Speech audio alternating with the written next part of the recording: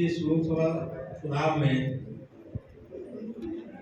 Bahujan Samaj party ने मेरे को मुरैना सोनभद्र लोकसभा क्षेत्र का उम्मीदवार घोषित किया है। मैं अपने मन की भावना, अपने मन के विचार आप लोगों के सामने रखता हूँ, फिर उसके बाद में जो भी आप क्वेश्चन मेरे से करेंगे जवाब दूंगा। 2003 से मैं करीब करीब राजनीति में, सक्रिय राजनीति में सहयोग करता रहा हूँ। डायरेक्ट मैंने तो कोई चुनाव अभी तक नहीं लड़ा, ये मेरा पहला चुनाव होगा, पर मैं सक्रिय राजनीति में अपनी सहभागिता जरूर रखता रहा हूँ, देखता रहा हूँ राजनीति को। 2003 से लेकर 2023 तक एक पार्टी नहीं, हर पार्टी के लोगों को हमने सहयोग किया है। पर देखने में ये आया, भले ही एक इंजन की सरकार रही, 2 इंजन की सरकार रही, पर 20 साल के अंदर जो हमारे इस क्षेत्र का विकास होना चाहिए था वो नहीं हो पाया। बीच में हमारी कंपनी का काम बहुत बड़े स्केल पे फैला, देश में तो फैला ही, देश के बाद बाहर जाके विदेशों में भी हमारी कंपनी का काम फैला। 2010 के आसपास इंडोनेशिया में हमारी कंपनी का 60,000 हेक्टेयर लैंड में हमने पाम प्लांटेशन का काम किया था, मलेशिया में भी किया था।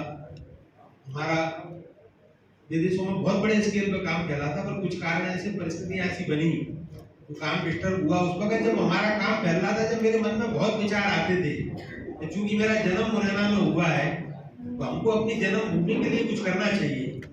हमारे जो कंपनी में जो की पर्सन काम करते थे वो लोग भी मेरे से जब काम बढ़ गया तो कहने लगे कि अब आपको मुरैना छोड़ देना चाहिए, आपके काम का स्केल इतना ज्यादा बढ़ गया है कि या तो आप बम्बई जाके बैठो या सिंगापुर जाके बैठो, अब आप यहाँ से आगे है कि आपको और तरक्की करनी है तो मुरैना में बैठ के आप तरक्की नहीं कर पाओगे। तो मैंने उनसे साफ कहा कि मेरी कंपनी बढ़े या यहीं अटक जाओगे, मैं मुरैना को नहीं छोड़ूंगा। इतना तो कर सकता हूँ 15 दिन मुरैना, 15 दिन बाहर रह सकता हूँ। उस वक्त मैंने अपने मुरैना के क्षेत्र के विकास के लिए बिना कोई सरकार की सहायता के, मेरे दिमाग में बहुत सारी स्कीम आया करती थी कि मैं ऐसे कुछ रोजगार यहाँ पैदा करूँ कि यहाँ के जो बेरोजगार बच्चे हमारे घूमते रहते हैं उन लोगों को कुछ रोजगार के साधन हो। शिक्षा के क्षेत्र में भी मेरा मन था बहुत काम करने का। दुर्भाग्य से 2010 के बाद में कंपनी का काम डिस्टर्ब हुआ तो वो सारी मेरी योजनाएं सब रखी रह गई। फिर भी मैं यहाँ राजनीति में पार्टियों को अपना सहयोग देता रहा। 2009 में जब सीट सामान हो गई थी यहाँ से लोकसभा की, जब जरूर मैंने सोचा था कि भविष्य में कभी मौका लगा तो मैं लोकसभा का चुनाव लड़ूंगा। विधानसभा की मेरी कभी इच्छा नहीं रही चुनाव लड़ने की। 2014 में जब नरेंद्र सिंह जी यहाँ से छोड़ के जा रहे थे, जबकि मैंने उनसे कहा ऐसा जब आप ग्वालियर जा रहे हैं तो मुरैना मेरे को दे दो, पर नहीं दिया उन्होंने। 2019 में सिंधिया जी के कहने से जहाँ कांग्रेस के विधायकों को सपोर्ट किया, सिंधिया जी ने ही मेरे से कहा लोकसभा चुनाव लड़ने के लिए, आखिरी में जाकर के उन्होंने मेरे को टिकट न देकर के रामनिवास रावत जी को टिकट दिया। फिर अभी भी यही सब बातें चलती चलाती रही। मेरे को लगा कि जो हम मानते हैं कि मध्य प्रदेश में 2 पार्टियों का ही ज्यादा वो रहता है, कांग्रेस का या भाजपा का, जब लगा कि ये दोनों ही पार्टियां हमको कोई मतलब महत्व देने को तैयार नहीं है, तो फिर हमने अपना मन बना लिया कि अब की बार हम चुनाव को नहीं लड़े। हमने बहुजन समाज पार्टी से संपर्क करके और यहाँ से चुनाव लड़ने का निर्णय किया है। ये भी बात मैं आपको बता दूं कि आज मैं पहली बार अपने जीवन का पहला चुनाव लड़ूंगा, बहुजन समाज पार्टी से लड़ूंगा। मेरा ये आप सबके सामने मैं इस बात को कमिट कर रहा हूँ कि मैं बहुजन समाज पार्टी से चुनाव लड़ने के बाद और लोगों की तरह नहीं करूंगा कि आज बहुजन समाज पार्टी से चुनाव लड़ जाऊं, शुरुआत बहुजन समाज पार्टी से करूं, कल को दूसरी पार्टी में चला जाऊं। ये काम मैं नहीं करूंगा। आगे मेरे को राजनीति करनी होगी तो मैं बहुजन समाज पार्टी की करूंगा, नहीं तो अपने घर बैठूंगा। दूसरी बात, मेरा उद्देश्य केवल और केवल अपने क्षेत्र के विकास का है, अपने क्षेत्र के गरीब जनता का विकास का है, और यहाँ के जो बेरोजगार जो बच्चे हमारे घूमते हैं उनके लिए रोजगार कैसे उपलब्ध कराया जाए, ये मेरा एक जो वो है उद्देश्य है। उसके साथ साथ में थोड़ा सा यहाँ शिक्षा का स्तर भी सुधारना पड़ेगा, क्योंकि मुरैना की शिक्षा का स्तर इतना नीचा है कि इसकी वजह से यहाँ से पढ़ने के बाद में जब बच्चे बाहर जाते हैं तो इंटरव्यू में उनको ढंग से कुछ नौकरियां नहीं मिल पाती। थोड़ा सा यहाँ शिक्षा का स्तर भी हमको सुधारना पड़ेगा। इस क्षेत्र में पर्यटन के बहुत गुंजाइश है, पर हालांकि कुछ सालों से उस पर ध्यान दिया जा रहा है, पर उसमें बहुत बड़ी समस्या आती है लॉ एंड ऑर्डर की। यहाँ लॉ एंड ऑर्डर की समस्या होने की वजह से बाहर का कोई पर्यटक जो आगरा तक ताजमहल देखने आता है वो हमारे एरिया में आने से हिचकिचाता है। पर हमारा प्रयास होगा कि उनके मन में से उस बात को निकाल करके और यहाँ के पर्यटन उद्योग को अच्छे से डेवलप करें। हमारे लिए बहुत बड़ा, सबसे बड़ा अजूबा जो है, विश्व का सबसे बड़ा अजूबा है चंबल की रिवाइंस। आज बस विश्व में कहीं भी इतना बड़ा एरिया, 500 किलोमीटर का एरिया चंबल की रिवाइंस का नहीं है। अमेरिका में एक जगह थोड़ा सा 25-30 किलोमीटर का एरिया है, वही पर्यटन का स्थल बना हुआ है। पर चूंकि लॉ एंड ऑर्डर की वजह से यहाँ कोई नहीं आना चाहता है। मैं एक बार मुंबई के लोगों को लेके आया, उनको जब मैंने चंबल में बोट से घुमाया तो देख करके सरप्राइज कर गए, इतनी अच्छी चीज होने के बाद यहाँ कोई क्यों नहीं जो टूरिज्म डेवलप हुआ है। उद्योगों की बात करें, वही लॉ एंड ऑर्डर की बात आ जाती है। उद्योग आने के लिए कोई भी बड़ा उद्योगपति मुरैना के नाम से यहाँ उद्योग लगाने को तैयार नहीं होता है। पर हाँ, हम प्रयास करेंगे, हम उन उद्योगपतियों को आश्वासन देंगे लॉ एंड ऑर्डर की व्यवस्था के बारे में, या उनके साथ में जब हम ये कहेंगे कि हम अपने मुरैना के लोकल साथियों को आपके साथ में बिजनेस पार्टनर करते हैं, 10-20% का हिस्सा हम देते हैं, आप यहाँ पे आओ, आपकी सारी व्यवस्था हम देंगे, तो उसके बाद में यहाँ उद्योग भी आएंगे। मेरा तो केवल यहाँ क्षेत्र के विकास के ऊपर ध्यान रहेगा। मेरे को क्योंकि मुरैना लोकसभा का चुनाव लड़ रहा हूँ, छोटी पार्टी से लड़ रहा हूँ, तो देश में क्या होगा, विदेश में क्या होगा, उस पर मेरा कोई ध्यान नहीं होगा। मेरा केवल अपने क्षेत्र के विकास के लिए ध्यान होगा। और उसमें भी इस क्षेत्र की जो गरीब जनता है, जैसे अगर कहीं चले जाओ, उनके जो है गंदगियों की सफाई नहीं है, रहने की व्यवस्था ठीक नहीं है, सरकारी बहुत सारी योजनाएं ऐसी हैं जो गरीब लोगों को मालूम ही नहीं होती है, जो बिना पढ़े लिखे लोग हैं, कि सरकार ने हमारे लिए क्या क्या योजनाएं लागू कर रखी है।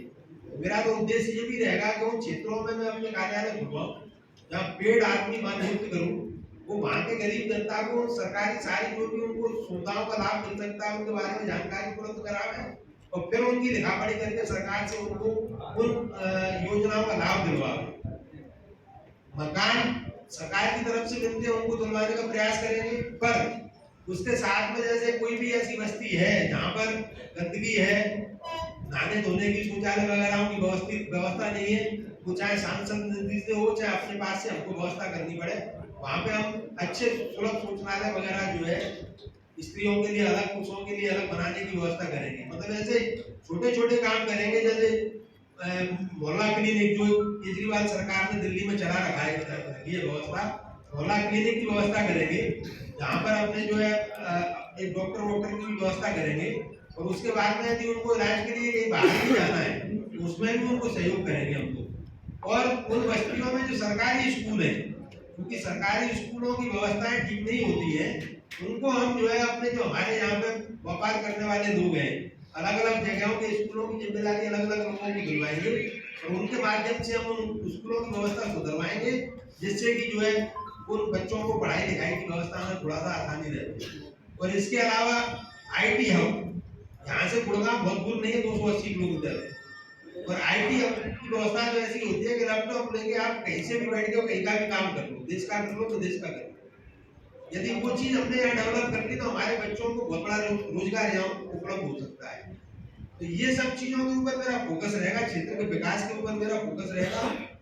हमारी छवि आज 25-30 साल से जनता के बीच में मैं हूँ, कोई इस तरीका की हमारी छवि नहीं है कि कोई हमारे लोग या हम लोग कोई गलत काम करते हो, गलत लोगों को प्रश्रय देते हो। हम जो भी बात करेंगे, जो भी विकास की बात करेंगे, उनको एक बार हम पूरा करके दिखाएंगे।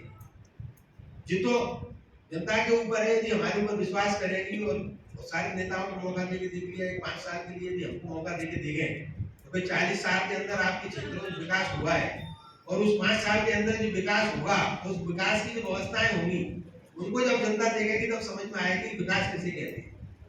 आज देश के अंदर दिमागों की कमी नहीं है। आज IT और IIT में पढ़ के बच्चे बहुत मिल जाते हैं, और उनको आप यहाँ पे लाके रखो, उनके ऊपर पैसा खर्च करो, वो आपके विकास में इतना बड़ा योगदान यहाँ देंगे। हम आज PPP मॉडल में भी जाए, मेडिकल कॉलेज है, आज आप PPP मॉडल पे हम मेडिकल कॉलेज खोले, 50% सरकार की उसमें हमको हेल्प मिलेगी, 50% हम लोकल के लोगों को जोड़ के उसमें करेंगे, लोकल के लोगों को काम भी मिलेगा तो जनता को जो है उसका सुविधाओं का लाभ भी मिलेगा। इन सब चीजों की तरफ हमारा ध्यान होगा, हमारा किसी फालतू चीज या फालतू काम की तरफ नहीं होगा। आज ग्वालियर की तरह एलएनसी टाइप का कुछ यहाँ पे यदि कोई विकास करवा रहे हैं तो कम से कम बच्चे हमारे यहाँ पे जो मेहनत करते हैं, सवेरे 4 बजे उठ के थोड़ा लगाते हैं, उन लोगों को थोड़ा सा अच्छी फैसिलिटी मिल जाएगी सब चीजें सीखने की, तो इनके माध्यम से भी बाहर जो उनको नौकरियां उपलब्ध हो सकती। मेरा ध्यान तो बच्चों की पढ़ाई, उसका स्टैंडर्ड ठीक हो, उनको रोजगार मिले, छोटे छोटे कुटीर उद्योग पैदा हो। हमारे एग्रीकल्चर का बहुत बड़ा एरिया है, हम चाहें तो गांव के लोगों को जोड़ करके छोटे उद्योग, छोटे उद्योगों के ऊपर कम से कम 50% की गवर्नमेंट की सब्सिडियां रहती है। केवल 50% पैसा अपने को लगाना होता है, वो भी बहुत कम लोन, मतलब उस पर इंटरेस्ट पर बैंकों से लोन मिल जाता है। पर चूंकि गांव वालों को सब चीजों की जानकारी नहीं है, हम लोग उन चीजों को जानते हैं, उस तरीके के लोग हम लोग रखेंगे जो गांव वालों को इस तरीके की सब चीजों को सुविधाएं उपलब्ध करावे, तो छोटे छोटे उद्योग लगेंगे तो उससे भी बहुत रोजगार बनेगा। फिर उसके बाद में एग्रीकल्चर की बात करें, क्योंकि हमारा तो एरिया बहुत बड़ा एग्रीकल्चर का एरिया है। आज हमारे देश में एग्रीकल्चर की जो टेक्निकल तकनीक है वो बहुत वीक है। आज आप चले जाओ अर्जेंटीना, ब्राजील में, वहाँ 1 हेक्टेयर लैंड में 3200-3300 किलो सोयाबीन पैदा होता है, हमारे यहाँ होता है कोई 1200-1300। आज आप ऑस्ट्रेलिया में चले जाओ, कनाडा में चले जाओ, 1 हेक्टेयर में 2700-2800 किलो से लेकर 3000 किलो तक सरसों पैदा होती है, हमारे यहाँ कोई 1200-1400 किलो पैदा होती है। यदि गांव वालों को सही टेक्निकल नो हाउ मिल जाए, समय पर उनको सही खाद बीज मिल जाए, तो हम अपने यहाँ पे इसका प्रोडक्शन का स्तर सुधार सकते हैं, क्वालिटी का स्तर सुधार सकते हैं। मेरा ध्यान इन चीजों पे रहेगा, मेरा किसी फालतू की चीजें, फालतू की बात और फालतू नेतागिरी की तरफ मेरा ध्यान नहीं रहेगा। मेरा तो ये अपना मतलब एक एजेंडा है, ये सोच है, तो इसके बाद तो फिर आप लोग जो भी बात में ये तो सही बात है कि पहली बार आप चुनाव लड़ रही हैं, तो आप चुनावी एजेंडे को आप बताइए, तो सब अपना थोड़ा मतलब दे देना, आप जो करना चाहते हो, कोई दिक्कत नहीं है, पब्लिक तक पहुंच जाएगी बात। लेकिन अभी आपके सामने 2 प्रत्याशी हैं, उनके सामने कैसे मुकाबला करोगे? पहला आपका समय। देखो ये बात सही है कि समय बहुत कम रह गया है, सही मायने में अपन देखें तो चुनाव के लिए 20 दिन का समय रह गया है, 8 विधानसभा है, और उसको यदि बांटते हैं तो 2.5 दिन का अपने को एक विधानसभा के लिए मिलता है। पर मेरा प्रयास ये रहेगा कि एक बार मैं सब जगह सब लोगों के पास तक पहुंचूंगा, कैसे भी अपनी बात उनके पास रखूंगा। मेरी बात पहुंचने के बाद मैं समझता हूँ कि मेरा चुनाव जनता लड़ेगी, मेरे को लड़ने की जरूरत नहीं पड़ेगी। और फिर साथ में पार्टी के कार्यकर्ता, पार्टी की पूरी टीम है, 8 विधानसभाओं में अभी पार्टी ने चुनाव लड़ा है, तो सब लोग का सहयोग मेरे साथ रहेगा, पार्टी का सहयोग मेरे साथ रहेगा, तो चुनाव लड़ने का तो मेरा ये मेरी सोच है। अच्छा भाई साहब, जैसे आपने भी कहा कि कई चुनाव आपने लोगों को लड़ाए और चुनाव जितवाए, उसमें भाजपा के लोग भी है, उसमें कांग्रेस के लोग हैं, अब चूंकि अब आप बसपा से प्रत्याशी है, तो ऐसे लोग आपके साथ आ रहे हैं क्या? फोन आए होंगे, बधाई आपने भाजपा कांग्रेस तो कह दी, आपने ये देखा 2008 में परशुराम दुर्गल को बसपा से अपने विधायक बनवाया, 2013 में राजौर यादव को जीत के रिकॉर्ड पहुंचाया, उसमें बसपा को भी जोड़ देते हैं, तो क्या है? तो देखो ये तो चुनाव लड़ने वाले आदमी को ये सोचना पड़ेगा कि हमने उसको यदि योगदान दिया है तो ये उसका भी फर्ज बनता है कि वो हमको योगदान दे, चाहे सामने आगे दे चाहे पीछे दे। आप तो उन लोगों से भी अपील कर रहे हैं ना कि उनको देखो अब ये सब बातें खुल के कहने की नहीं होती, ये सब बातें खुल के कहने की नहीं होती है। यदि भविष्य में उन लोगों को राजनीति करनी है तो वो लोग भी इस बात को सोचेंगे गंभीरता। विधानसभा में दिल्ली में काफी उठापटक हुई, प्रशासन के सहयोग से आरोप लगाया पूर्व विधायक है, तो प्रत्याशी तो वही है, भले से मंगल सिंह है, लेकिन है तो उनके खासों खास, कैसे लड़ाई होगी? वो एक विधानसभा से नहीं होगा, 8 विधानसभा प्रशासन की भूमिका को लेकर सवाल है। प्रशासन की भूमिका पूरा लोकसभा में प्रशासन तो वही भूमिका है। देखो मेरी बात सुनो, अब कुछ बातें ऐसी होती हैं जिन बातों को अपन समझते हैं पर उसको ओपनली नहीं कह सकते। पर मैं ऐसा समझता हूँ, मैं ऐसा प्रत्याशी हूँ, तो मुझे भरोसा है कि प्रशासन का भी मेरे प्रति सॉफ्ट कॉर्नर रहेगा, क्योंकि मैंने हमेशा प्रशासन को भी सहयोग किया है। वो लोग ये जानते हैं कि ये कैंडिडेट ऐसा है, समझने के बाद में कुछ ना कुछ शहर के और उनके काम में पूरा सहयोग करेंगे और विकास करेंगे। नगर निगम के पूर्व सभापति कहाँ रहेंगे? आपके साथ रहेंगे, भाजपा में रहेंगे? नगर निगम के पूर्व सभापति आपके साथ रहेंगे, भाजपा में रहेंगे? मेरी बात सुनो, मैं आज की तारीख में मैं किसी से ये नहीं कह रहा हूँ, मैं तो सबसे एक ही बात कह रहा हूँ, सरकार भाजपा की है। आप लोग कोई ऐसा काम मत करना कि मेरी वजह से आपको कोई नुकसान हो।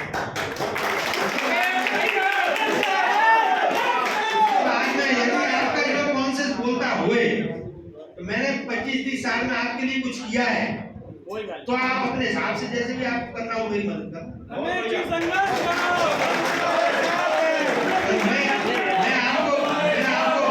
मैं आपको एक बात और बता दूं, मैं दोनों में से किसी प्रत्याशी से आप मेरे से कभी बात कर लेना, मैं दोनों में से किसी के बारे में कोई पटाख बात नहीं करूंगा। मेरे को नेगेटिव तरीका से सोच के चुनाव नहीं लड़ना है। और मैं ये भी मानता हूँ मेरे बारे में बोलने के लिए उनको 6 बार सोचना पड़ेगा। इस आदमी के बारे में और इसी के साथ में मैं आदरणीय राकेश रोस्तम सिंह जी बैठे हैं, इनसे भी मैं कहूँगा ये भी अपने विचार। प्रदेश जी आपसे एक सवाल है मेरा कि 2 अप्रैल 2018 में जो कांड हुआ उसके बाद जो वोट बैंक कहीं ना कहीं डाइवर्ट हुआ कांग्रेस की ओर, उसे वापस लाने के लिए क्या आपकी पॉलिसी रहेगी? देखिए वो वोट तो आपने 2023 के चुनाव में भी देख लिया, वापस हो चुका है, क्योंकि उन्होंने 2018 में झूठ बोल के वोट लिया था कि हम आपके केसों को सॉर्ट आउट कर देंगे, क्लोज कर देंगे। वो ऐसा उन्होंने किया नहीं, तो एक बार काट की आनी चढ़ती है, चल गई। और रही बात वोट वापस की, अगर वोट वापस नहीं होता तो 3 लाख वोट इस लोकसभा क्षेत्र में हमको नहीं मिलता, और उसमें 60 से 70% वोट हमारे समाज का है, पार्टी का है, उसके साथ ही आपने देखा जो दिल्ली से प्रत्याशी हमारे परमेश्वर टंडन जी पूरी ताकत से पूरे समाज के साथ नेतृत्व करेंगे और वोटों को ट्रांसफर कराएंगे। कुशवाहा जी चुनाव लड़े हैं, अभी डोरा क्षेत्र से 2 बार चुनाव लड़े हैं, 2 बार के पूर्व विधायक भी हैं, एक बार उनको 48,000 मिला, एक बार 37,000 मिला, कहीं ना कहीं समाज को वर्चस्व रखते हैं। राकेश रोस्तम जी कोई पुराना नाम नहीं है, कोई नया नाम नहीं है, ऐसा सोचो आप कि ये लोग भी कहीं ना कहीं पिताजी इन्होंने विकास किया है, समाज में नेतृत्व किया है, समाज को नई दिशा दी है, वो आपके साथ है। कुलदीप सिकरवार के परिवार में शादी है इसलिए नहीं आए हम, नहीं तो वो भी पूरी ताकत से साथ है, क्योंकि जिन लोगों ने उनको कुछ ना कुछ नुकसान पहुंचा है, आज वो उनसे चूड़ों की अपेक्षा करें तो वो भी संभव नहीं है। भाई हमारे सरकार जी कुशवाहा जी के हमारे साथ हैं, ये भी टिकट के प्रबल दावेदार हैं, पर कहीं ना कहीं एक राजनीति चुनावी मंथन और हर तरीके से भाजपा कांग्रेस को टक्कर देने के लिए, क्योंकि कहीं ना कहीं भाजपा ने कोई भी अपनी नीति अपनाकर आयब सिंह कुशवाहा को पार्टी में शामिल तो करा दिया, सोचा कि कुशवाहा समाज डाइवर्ट हो जाएगा, इसका जवाब कुशवाहा समाज भी उनको इस चुनाव में देने का काम करेगा। भाई जैसे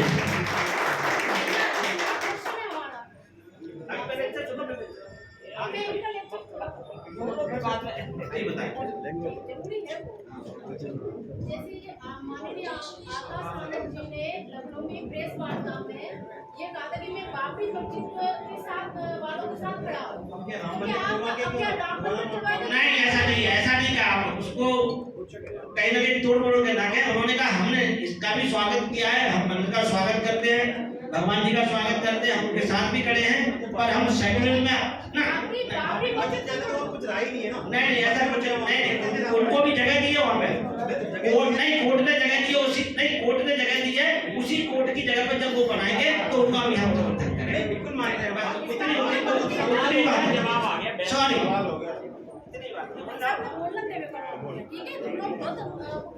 नहीं हम लोग किसी ने कहा है। सभी उपस्थित पत्रकार बंधुओं का स्वागत करता हूं। मंच पे आसीन हमारे ऊर्जावान जबरदस्त प्रदेश के अध्यक्ष आदरणीय मकान जी, जिला अध्यक्ष जी दीपेश जी, बलवीर टंडोतिया जी, डॉक्टर कौशल जी, हमारे पूर्व विधायक आदरणीय कुशवाहा जी, और आप सबके जाने पहचाने और मुरैना का नाम पूरे देश में रोशन करने वाले बड़े उद्योगपति गैस ऑयल मिल के चेयरमैन आदरणीय रमेश गर्ग जी, जिनको बहुजन समाज पार्टी ने लोकसभा प्रत्याशी बनाया, बहन मायावती जी के आदेश पर और प्रदेश अध्यक्ष जी और जिला अध्यक्ष जी और बीएसपी की पूरी जो संगठन की टीम है उससे सलाह मशवरा करके ये निर्णय लिया गया है और ये बहुत स्वागत योग्य निर्णय है। बहुत ताकत के साथ बहुजन समाज पार्टी का पूरा परिवार इस चुनाव को लड़ेगा और सर्व समाज का समर्थन आदरणीय रमेश गर्ग जी के साथ है और एक अच्छी बड़ी जीत हम सब मिलकर दर्ज करेंगे, ऐसा मुझे पूरा विश्वास है।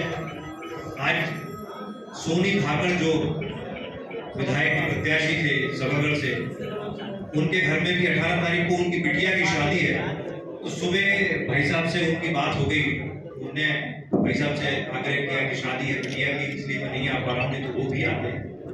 तो पूरा बसपा परिवार इस चुनाव को पूरी ताकत के साथ लड़ेगा। आप सबके सहयोग की उम्मीद है। अन्याय के खिलाफ ये एक बड़ी शुरुआत है और मुझे लगता है कि आप सब इसमें आदरणीय रमेश गर्ग जी का और बसपा परिवार का साथ देंगे और आप सबके आशीर्वाद से एक बड़ी जीत हासिल करने के बाद निश्चित मुरैना के लिए, चाहे उद्योग के क्षेत्र में हो, चाहे युवाओं के रोजगार के क्षेत्र में हो, चाहे पर्यटन के क्षेत्र में हो, यहाँ शांति बहाली के क्षेत्र में हो, आदरणीय रमेश गर्ग जी के नेतृत्व में एक अच्छा वातावरण हम सब मिलकर मुरैना लोकसभा क्षेत्र में निर्मित करेंगे। इसी के साथ आप सबको बहुत बहुत धन्यवाद। और नव दुर्गा का समय चल रहा है।